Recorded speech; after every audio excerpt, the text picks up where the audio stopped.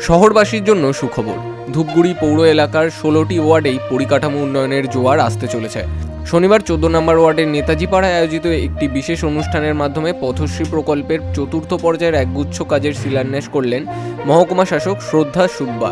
এই পর্যায়ে প্রায় 11.5 কোটি টাকা ব্যয়ে পুরো এলাকার রাস্তাঘাটের ভোল বদল করা হবে। বিশেষত 11 এবং 14 নম্বর ওয়ার্ডের একাধিক রাস্তায় পেভার ব্লক বসিয়ে আধুনিকীকরণের কাজ শুরু হচ্ছে। এছাড়া বাকি ওয়ার্ডগুলোতেও রাস্তার সংস্কার ও উন্নয়নের কাজ করা হবে।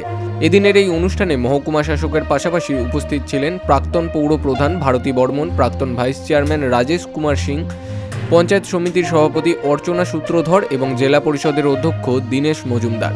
এছাড়াও পৌরসভার ডেপুটি ম্যাজিস্ট্রেট সাবির আহমেদ সহ বিভিন্ন ওয়ার্ডের প্রাক্তন কাউন্সিলর ও জনপ্রতিনিধিরা উপস্থিত ছিলেন।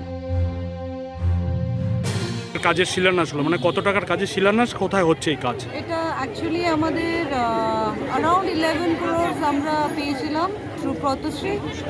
তো ওখান থেকে অ্যাবাউট 41 স্কিমসের আমরা আজকে শিলান্যাস করছি। তো টোটাল আমাদের 61 স্কিমস এই পথশ্রী প্রকল্পে নেওয়া আছে। তো এটা ধূপগুড়ি পৌরসভার জন্য 61টা স্কিম পথশ্রী আমরা পাচ্ছি।